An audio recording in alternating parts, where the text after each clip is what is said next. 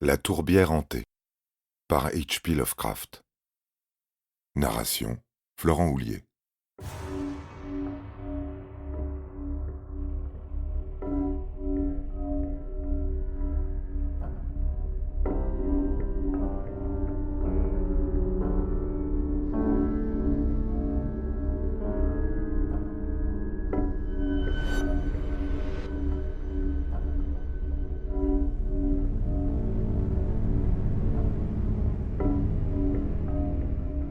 Quelque part, dans quelle région lointaine et effrayante je l'ignore, Dennis Barry est parti.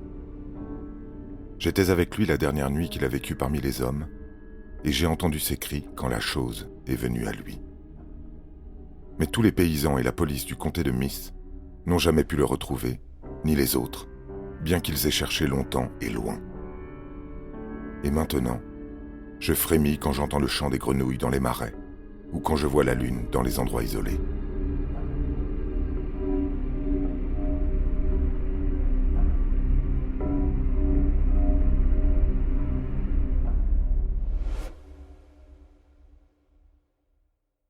C'est en Amérique, où il avait fait fortune, que je m'étais lié avec Dennis Barry, et je le félicitais vivement lorsqu'il racheta le vieux château de Kildary, endormi près de la tourbière.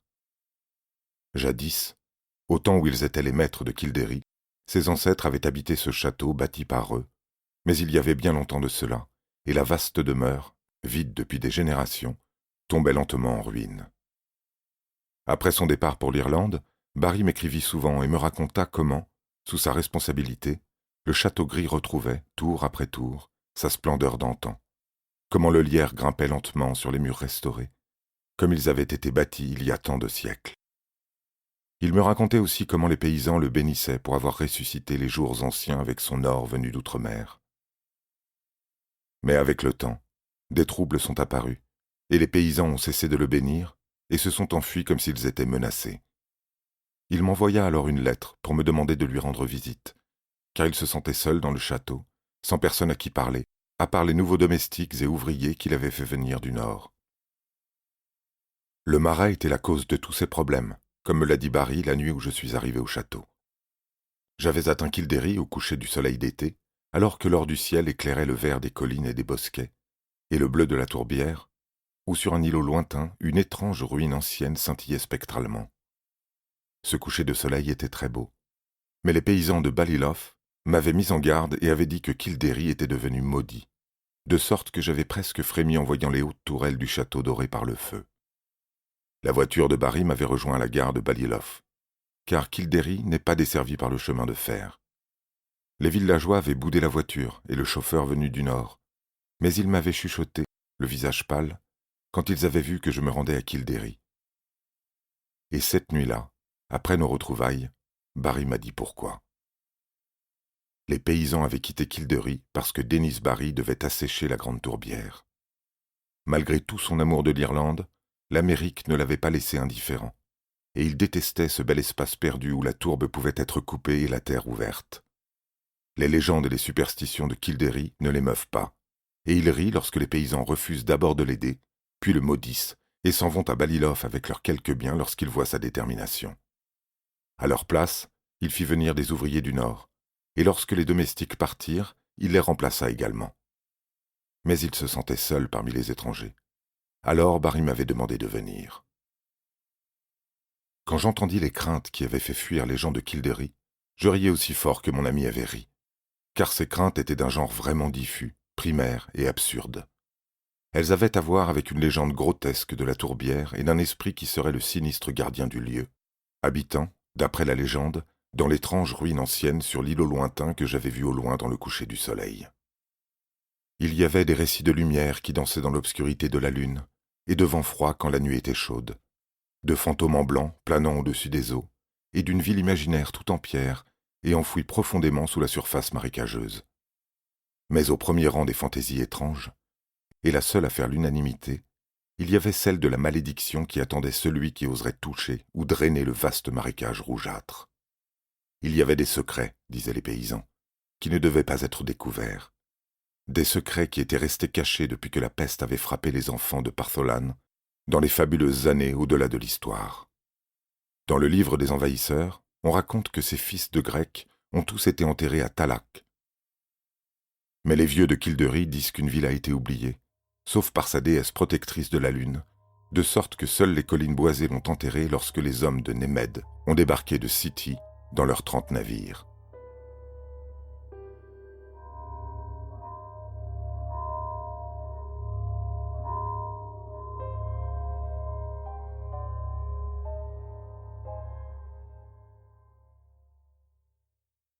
Telles étaient les histoires idiotes qui avaient poussé les villageois à quitter Kildery, et lorsque je les ai entendues, je ne me suis pas étonné que Dennis Barry ait refusé de les écouter. Il avait, cependant, un grand intérêt pour les antiquités, et se proposait d'explorer à fond la tourbière lorsqu'elle serait asséchée. Il avait souvent visité les ruines blanches de l'îlot, mais bien que leur âge soit manifestement ancien, et que leur contour ne ressemble guère à celui de la plupart des ruines d'Irlande, elles étaient trop délabrées pour être évocatrices d'un passé glorieux. Le travail de drainage était maintenant prêt à commencer, et les ouvriers du Nord allaient bientôt dépouiller la tourbière interdite de sa mousse verte et de sa bruyère rouge, et tuer les minuscules ruisseaux pavés de coquillages et les paisibles bassins bleus bordés de joncs. Après que Barry m'eut raconté ces choses, j'étais très somnolent, car les voyages de la journée avaient été épuisants, et mon hôte avait parlé tard dans la nuit. Un domestique me conduisit à ma chambre, qui se trouvait dans une tour éloignée surplombant le village, la plaine au bord de la tourbière, et la tourbière elle-même, de sorte que je pouvais voir de mes fenêtres, au clair de lune, les toits silencieux d'où les paysans s'étaient enfuis et qui abritaient maintenant les ouvriers du Nord, et aussi l'église paroissiale avec son antique flèche, et au loin, à travers la tourbière, la vieille ruine éloignée sur l'îlot qui brillait d'un blanc spectral. Au moment où je m'endormais, j'ai cru entendre de faibles sons au loin. Des sons sauvages et à moitié musicaux qui m'ont fait vibrer d'une étrange excitation qui a coloré mes rêves. Mais lorsque je me suis réveillé le lendemain matin, j'ai pensé que tout cela n'était qu'un rêve, car les visions que j'avais eues étaient plus merveilleuses que n'importe quel son de cornemuse sauvage dans la nuit.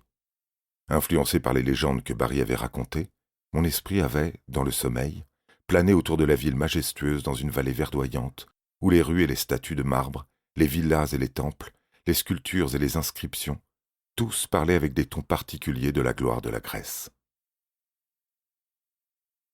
Quand j'ai raconté ce rêve à Barry, nous avons tous deux ri, mais j'ai ri d'autant plus fort qu'il était perplexe au sujet de ces ouvriers du Nord.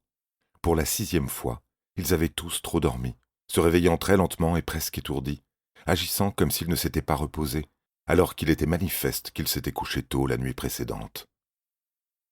Ce matin-là et cet après-midi-là, je me suis promené seul dans le village baigné de soleil, et j'ai parlé de temps en temps avec des ouvriers désœuvrés, car Barry était occupé à mettre au point les derniers plans pour commencer ses travaux de drainage. Les ouvriers n'étaient pas aussi heureux qu'ils auraient pu l'être, car la plupart d'entre eux semblaient préoccupés par un étrange rêve qu'ils avaient fait, mais dont ils essayaient, en vain, de se souvenir. Je leur racontais mon rêve, mais ils ne furent pas intéressés jusqu'à ce que je leur parle des sons étranges que je croyais avoir entendus. Ils m'ont alors regardé bizarrement, et m'ont dit qu'eux aussi semblaient se souvenir de sons étranges qui ont perturbé leur sommeil.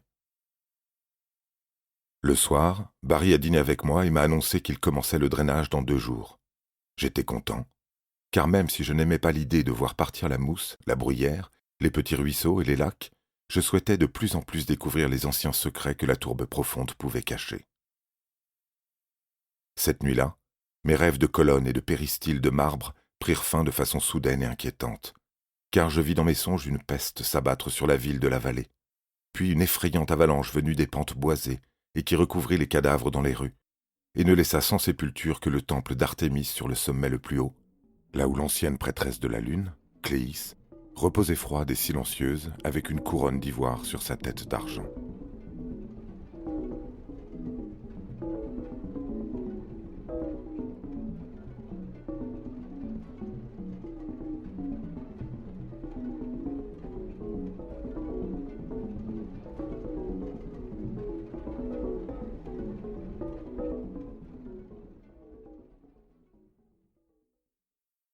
J'ai dit que je me suis réveillé soudainement et en état d'alerte. Pendant un certain temps, je n'ai pas su dire si je me réveillais ou si je dormais, car le son des flûtes résonnait encore à mes oreilles. Mais lorsque j'ai vu sur le sol les rayons glacés de la lune et les contours d'une fenêtre gothique grillagée, j'ai décidé que je devais être réveillé et dans le château de Kilderry.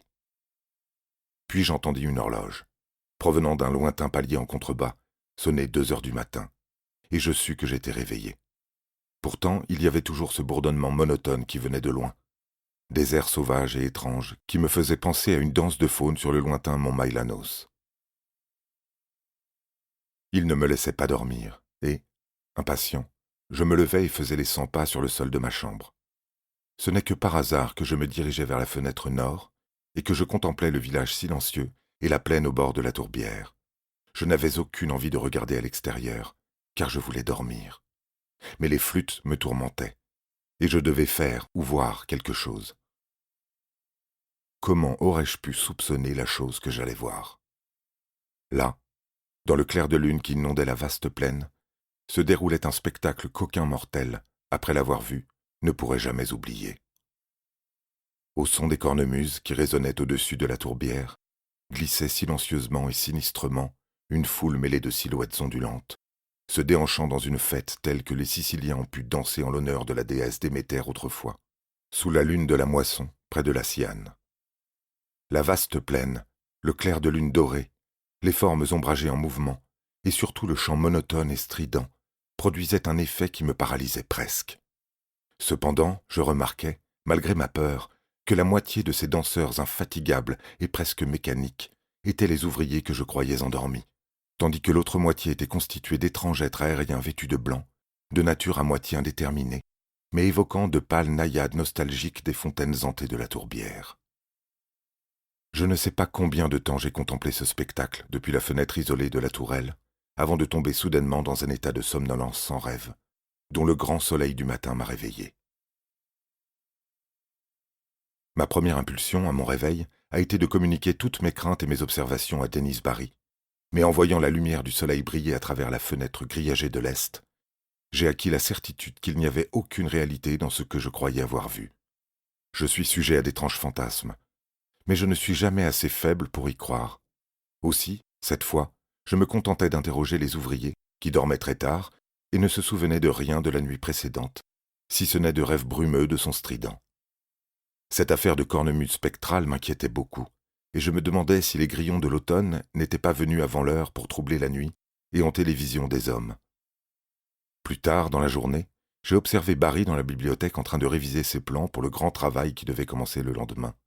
Et pour la première fois, j'ai ressenti le même genre de peur qui avait fait fuir les paysans. Pour une raison inconnue, je redoutais l'idée de perturber l'ancienne tourbière et ses secrets immergés. Et j'imaginais de terribles paysages noirs sous l'épaisseur inconnue de la tourbe séculaire. Que ces secrets soient dévoilés me semblait injuste, et je commençais à souhaiter une excuse pour quitter le château et le village. Je suis allé jusqu'à en parler à Barry, mais je n'ai pas osé continuer après son rire retentissant. Je restai donc silencieux lorsque le soleil se coucha pleinement sur les collines lointaines, et que Kildary s'embrasa de rouge et d'or dans une flamme qui semblait un sombre présage. Je ne saurais jamais si les événements de cette nuit étaient réels ou illusoires. Ils dépassent certainement tout ce dont nous rêvons dans la nature et dans l'univers. Pourtant, je ne peux expliquer de façon rationnelle ces disparitions, qui ont été connues de tous les hommes après la fin de cette étrange nuit. Je me suis retiré tôt, plein d'effroi, et pendant longtemps, je n'ai pas pu m'endormir dans le silence inquiétant de la tour. Il faisait très sombre, car bien que le ciel soit clair, la lune était maintenant bien descendue, et ne se lèverait pas avant les petites heures du matin. Alors que j'étais allongé, je pensais à Dennis Barry et à ce qui arriverait à cette tourbière le jour venu, et je me sentais presque frénétiquement poussé à me précipiter dans la nuit, à prendre la voiture de Barry et à fuir follement vers Balilov, hors des terres menacées. Mais avant que mes craintes ne se transforment en action, je m'étais endormi, et je contemplais en rêve la ville dans la vallée, froide et morte, sous un linceul d'ombre hideuse.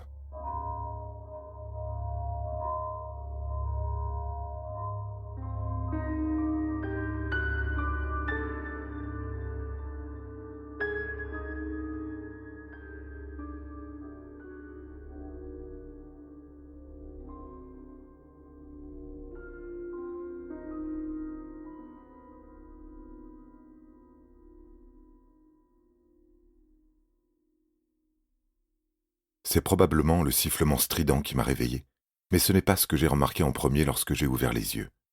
J'étais couché dos à la fenêtre de l'est, qui donnait sur la tourbière, où la lune décroissante se levait, et je m'attendais donc à voir de la lumière sur le mur opposé devant moi. Mais je n'avais pas cherché à voir ce qui apparaissait maintenant. La lumière brillait en effet sur les panneaux devant moi, mais ce n'était pas la lumière que donne la lune. Venant de la fenêtre gothique, une aveuglante lumière rouge, merveilleuse et terrible à la fois, baignait la pièce. Mon premier mouvement fut étrange en l'occurrence, mais ce n'est que dans les romans qu'on accomplit les gestes dramatiques et attendus.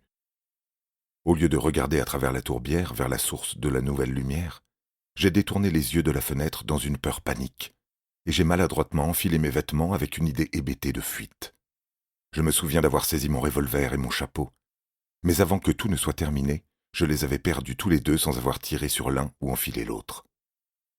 Au bout d'un moment, la fascination de l'éclat rouge l'emporta sur ma frayeur, et je me glissai jusqu'à la fenêtre de l'est pour regarder à l'extérieur, tandis que l'exaspérant et incessant sifflement se répercutait dans le château et dans tout le village.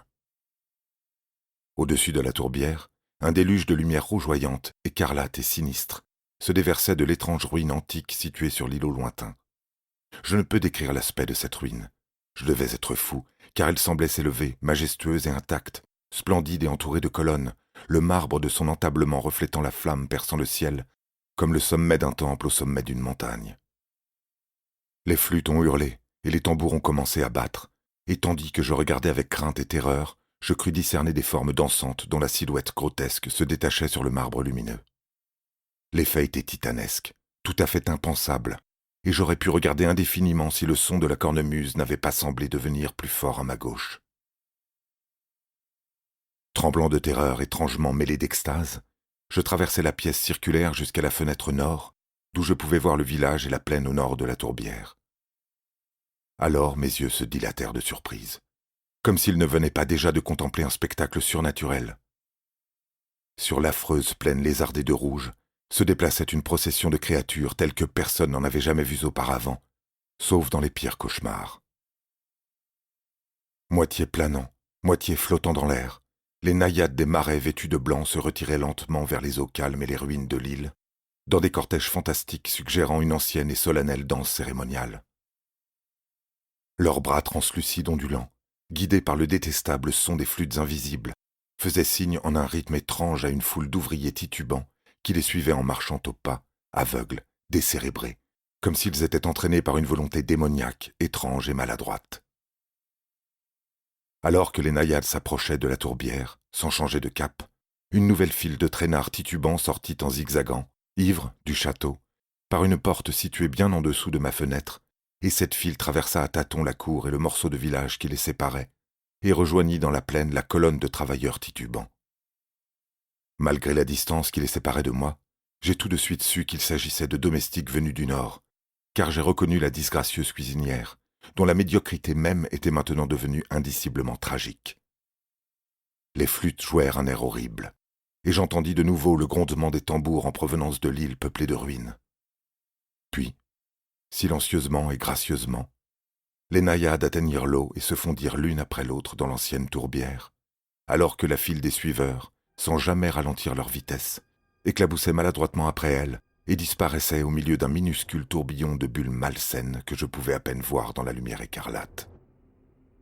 Et tandis que le dernier retardataire pathétique, le gros cuisinier, sombrait lourdement dans cette piscine maussade, les flûtes et les tambours se taisaient, et les rayons rouges aveuglants des ruines s'éteignaient instantanément, laissant ce village maudit seul et désolé, dans les rayons blafards d'une lune naissante.